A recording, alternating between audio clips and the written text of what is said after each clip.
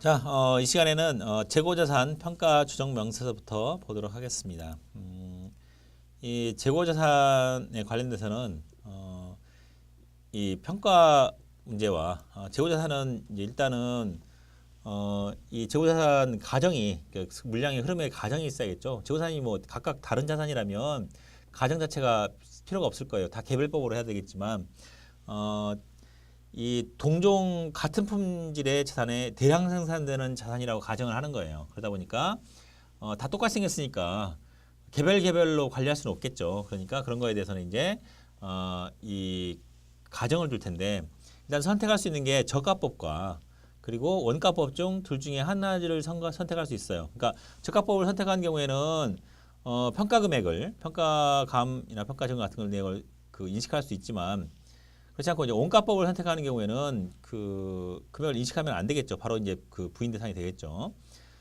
근데 원가법을 선택했다라고 한다면 원가법에 대한 평가 방법을 신고를 해야 될 거예요. 최초 신고는 최초 취득했을 때 해당되는 이 신고일까지 선택할 텐데 그렇지 않고 이제 대부분은 이제 신고를 하지 않게 되면은 무신고 시 평가 방법을 적용하게 되는데 그 중에서 뭐 제품, 상품, 뭐 원재료 같은 경우에는 무신고 시 평가 방법이 선지선출법이란 말이죠. 이렇게 보시는 것처럼. 그래서 재고산 평가 방법을 선택하지 않았다라고 한다면 무신고 시 평가 방법에서 선지선출법으로 평가 방법을 선택해서 하시면 되겠죠. 그리고 이렇게 신청 선택하면 되는데 갑자기 이제 기말돼 가지고 이 무신고 시 평가 방법을 변경하고 싶어졌어요. 그러면 이제 자기가 의무적으로 이제 변경하게 되면 임의 변경이라고 해서 임의 변경한 거에 대해서는 기존의 평가 방법과 그다음에 무신고 시 평가 방법 둘 중에 큰 금액으로 조정하게 돼 있어요. 그러다 보니까 이런 그 재고자산 평가 조정 명세를 작성해야 되는데, 그러니까 재고자산이 기말손익에 바로 다이렉트로 영향을 미치기 때문에 그래요. 그러니까 재고자산이 줄어들게 되면 당기순이익이 줄어들고 재고자산이 증가하게 되면 당기순이익이 증가하게 되는 거니까 어떻게든지 본인은 이 그 신고하는 입장에서는 세금을 조금 내기 위해서 평가 금액을 적게 하려고 그럴 테고 과세관청에서는 그런 것을 막기 위해서 이 제대로 된 평가 방법을 적용하지 않으면 더 큰 금액으로 더 그 당기 순이익을 증가시켜서 세금을 많이 걷게 할 목적이 있기 때문에 이런 재고자산 평가 조정 명세를 작성하게 됩니다. 그래서 상단에 각 자산별로 이 자산은 자산별 그다음에 사업장별로 각각 평가할 수 있어요. 거기에 대한 신고일과 무신고시 신고 방법이 어떻게 되는지 그리고 신고 선택하지 않았으면 신고했다면 신고한 선택 방법을 이게 저가법과 그다음에 원가법인데 원가법은 나머지 선지선출법, 후이선출법 뭐 이런 것들이에요. 총평균법 이런 것들이고 선택해서 적어주시고 적어주지 않았다면 이제 우리가 이제 평가한 방법을 적어주시면 되겠죠. 평가한 방법이 뭘로 평가했는지 적어주시면 되겠죠. 자, 그리고 과목별로 이제 하나씩 아래다가 적어주는 거예요. 이 코드 번호는 F2를 이용해서 코드 번호를 적어주시고 상품은 어떻게 처리했느냐? 상품은 본인 계산액이 1억 원이다. 근데 신고 방법은 없으니까 신고 방법 적어주지 않는 거고 신고 방법이 있다면 신고 방법을 적어주는 거예요. 그리고 이제 선지선출법은 무신고 시 평가 방법이니까 선지선출법은 당연히 적어주는 거고 그래서 둘 중에 큰 금액으로 해서 비교해 가지고 하는 건데 여기 있는 상품 같은 경우에는 차이가 없어요. 하지만 이제 제품 같은 경우에 제품은 본인이 9,000원만 계산해 있는데 사실 선지선출법상의 계산한 금액은 1,100만 원이 1억 1,000이 맞더라라고 한다면 9천만 원 금액을 평가한 게 적게 평가했잖아요. 그러니까 차이에 해당되는 2천만 원만큼을 조정으로 더해줘야 되는 거예요. 그래서 보시면 이 해당되는 금액 조정 등록에다가 아래 보시면 재고자산 평가감에서 원래 1억 1,000으로 평가해야 되는데 9천원으로 평가했다라고 9천만 원 평가하기 때문에 2천만 원만큼을 증액시켜주는 필요경비 불산입을 해주셔야 한다는 거예요. 그래서 재고자산 총수익 금액에 산입하고 그리고 재고자산 평가감 2천만 원을 더해주는 세무조정을 해줘야겠죠. 그래서 이런 세무조정이 반드시 필요하게 되겠습니다. 자, 여기는 뭐 별거 없고 그냥 내역들 입력하시고 그다음에 신고 방법과 무신고 시 평가 방법 둘 중에 큰 금액으로 해서 계산되어지니까 계산되어진 금액으로 입력하시면 되겠습니다.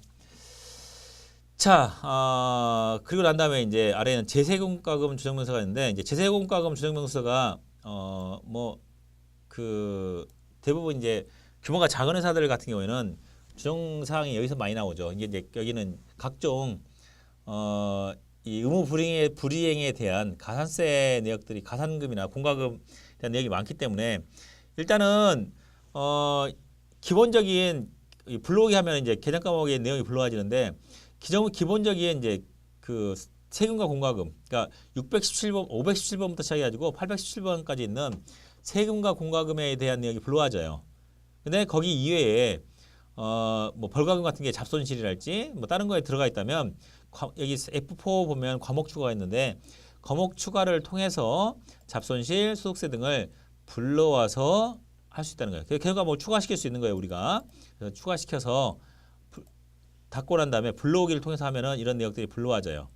불러오기 하면은 이제 세금과 공과와 잡손실, 소득세 등의 내역이 불러와지게 되겠죠. 그러면 여기서 일단 제일 먼저 부인해야 될 게 뭐예요? 이 내역은 단기 미지급분 계산해 가지고 소득세 등이 있는데 사실은 소득세 등록 소득세는 제일 위에서 지금 부인을 했어요. 그죠? 소득세는 제일 먼저 부인했기 때문에 이 내역은 부인이 돼 있으면은 빼는 거고 부인되어 있지 않았으면은 이번에 등록하시면 돼요. 한 번 더. 그다음에 그 이외에 지금 이제 개인 지방소득세 같은 것은 없었다라고 한다면 빠져 있는 부분은 이번에 추가적으로 하시면 돼요. 여기는 지금 합쳐가지고 금액을 합쳐가지고 송금불상이 해당되면 아래 보시면 알겠지만 우리가 수기로 이렇게 우리가 프로그램이 송금불사님 이걸 그러니까 걸러주지 않아요. 우리가 여기다가 송금불사님 해당되면 아래 보시면 1번을 눌러주시면 송금불사님이 해당되는 거예요. 보시면 여기다가 이제 1번 누르면 이렇게 송금불사님이 되는 거고 0번 누르면 송금불사님이 아니게 되는 거고 이렇게 하는 거예요. 그러니까 0번과 1번을 여러분들이 번갈아 가면서 그러니까 해당되는 것들은 1번을 눌러주시면 되는 거죠. 여기에 불법 건축물 과태료랄지 그다음에 뭐 개인 지방소득세랄지 그다음에 교통 위반 벌과금이랄지 관세법 위반 벌과금 같은 건 벌과금이면 제재를 하기 위해서 하는 건데 여러분 저 제재를 하기 위해서 이 금액을 부과를 한 건데 여기 이 제재한 금액에 대해서 필요경비를 인정해주면 어떻게 돼요? 예를 들어 10만 원을 벌과금을 냈어요. 근데 이거를 필요경비를 인정해줘 버리면 내가 소득세율이 35%면 10만 원 중에서 3만 5천 원은 세금을 깎아주는 효과가 발생하기 때문에 국가가 10만 원 벌금 걷어가면서 3만 5천 원은 그러면 소득세에서 까줄게 이런 결과가 발생하잖아요. 그러면 어떤 사람은 35% 세율 구간은 35%로 혜택을 많이 받겠지만 그렇지 않고 소득세가 없는 사람은 하나도 혜택을 못 받을 거고 6%인 사람은 6만 원만 혜택을 받을 거고 이런 식으로 불균등할 뿐만 아니라 이런 과태료의 효과가 줄어들잖아요. 100% 이 효과가 나타나야 되는데 그렇지 않고 이제 곱하기 세율만큼의 한계 세율만큼의 이 금액이 줄어들게 된다면 제재 효과가 그만큼 줄어드는 효과가 발생하니까 그래서 아예 과태료 등을 전부 다 필요경비 불산임 시키는 거예요. 그러니까 이런 내역들을 이 프로경비로 불산하시되 대신 이제 조정 등록할 때 여기는 금액 보시면 아래에 보면 송금 불산임 해가지고 전체 금액이 한꺼번에 써 있는데 이렇게 한꺼번에 등록하지 마시고 되도록이면은 잡손실이면 잡손실 그리고 이 항목들을 밝혀져 가면서 입력해 주시는 게 나중에 관리 목적상 더 편하게 되겠습니다. 자 이렇게 해서 제세공과금 지정명세서 작성해 주시면 되겠습니다. 뭐 먼저 과목 추가해야 한다는 거 그리고 불러오기를 통해서 불러와서 하나씩 손으로 1번을 눌러서 송금불산임 해당액을 계산한다는 것 그리고 등록한다는 것 알아두시면 되겠습니다. 자 그다음 선급비용 조정명세서가 있는데 선급비용 조정명세서는 여기 보신 것처럼 보험료랄지 선급 임차료랄지 기한경과 이자랄지 이런 것들에 대한 내용이에요. 그래서 이건 사실은 12월 31일자로 우리 수동 결산할 때 수동 조정 항목 있잖아요. 결산 항목 그 항목에 해당돼요. 그러니까 사실은 이 내역들은 수동 항목으로 해서 12월 31일자에 계상했어야지 맞죠. 그런데 그때 계상하지 못했다면 이렇게 나온 것처럼 선급보험료 같은 경우에 연간 보험료를 다 집어넣는데 비용처리를 전부 다 해버렸단 말이죠. 근데 한 달치는 아직 1월달 안 지났잖아요. 그러면 이제 이 150만 원 중에서 한 달치 해당되는 비용은 사실은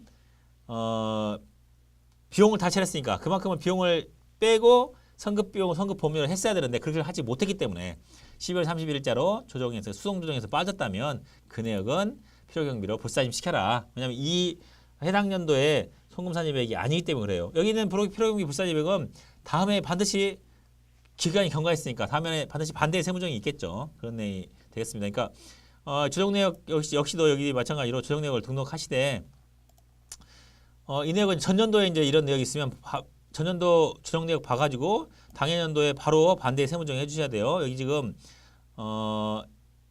여기 어디 있죠? 이게 성급비용 과소비용 계상액 유보로 처리했다면 다음 년도는 전년도 내역 조정한 내역 보시고 반대의 세무정 전기 성급비용 과소계상 내역에서 추인으로 해주시면 되겠습니다. 그러니까 항상 여러분들 전기 내역을 같이 보면서 하셔야 돼요. 더구나 유보 같은 경우는 이제 다행히도 유보금 조정명세가 별도로 있으니까 이게 안해 보시면 유보소득 조정명세가 있으니까 이걸 보시면서 이제 전년도에 없는 내역은 이렇게 하겠지만 전년도에 있었다라고 한다면 여기 내역을 보시면서 마지막으로 한번 없는 내역을 다시 한번 조정 등록해 주시면 되겠습니다. 자, 여기까지 해서 하는데 일일이 이제 여러분들이 이제 기말 현재 시점에서 할 때 한 가지 이제 계산할 때 사실 이거 일할 계산을 하려면 일할 계산하는 거죠. 지금 이게 1월 1일부터 이제 말일자로 해놔서 그렇지 일할 계산하기가 쉽지 않아요. 그래서 그 계산기를 두들려서 해야 되는데 그러려면 시간 걸리니까 차라리 여러분들 12월 말일자로 이런 내역 성급 금액 내역 잡을 때 여기다가 집어넣고 계산하시면 일자만 집어넣으면 금액하고 일자만 집어넣으면 정확한 금액 그러니까 자산으로 처리해야 될 금액이 나오니까 이걸 활용하셔서 10월 31일자에 일반 전표에다가 입력하시는 것도 한 방법이 되겠습니다. 그리고 참 여기 설명할 때 위에 재세금 공과금 조정명세 하다가 빠졌는데 여러분 교재 보시면 재세금 공과금의 내역 중에서 좀 착각하는 것들이 있는데 모든 이제 벌과금이나 과태료가 전부 다 필요경비 불산입 대상이 되는 건 아니에요. 그러니까 142페이지 보시면 상단에 필요경비로 인정되는 벌금과 과태료가 있어요. 그러니까 주로 이제 지체상금이랄지 연체이자나 연체료 같은 그러니까 이자 성격의 것들. 그러니까 당장 금액을 못 내서 거기다 이자 성격으로 불어나가는 것들은 그건 이제 금융비용에 해당되는 것 때문에 제재할 목적이 아니라 그러니까 원래 본 취지인 제재할 목적이 아니라 이제 그 금액에 대한 이자 성격의 금융비용 성격에 해당되기 때문에 이 경우에는 필요경비로 인정을 해줘요. 그러니까 여러분들 가끔 이게 제가 조정한 내역들을 보다 보면은 전부 다 일단 연체자 붙고 붙으면 무조건 다 필요경비 불산입 하던데 그렇지 하지 마시고 142페이지에 있는 필요경비 중에서 인정되는 것들 이런 것들은 필요경비 인정되는 거니까 부인 대상에서 빼주셨으면 빼서 하시면 좀 더 잘 된 세무조정이 되겠습니다. 자, 이 정도 해서 과목별 세무조정 하도록 하겠습니다.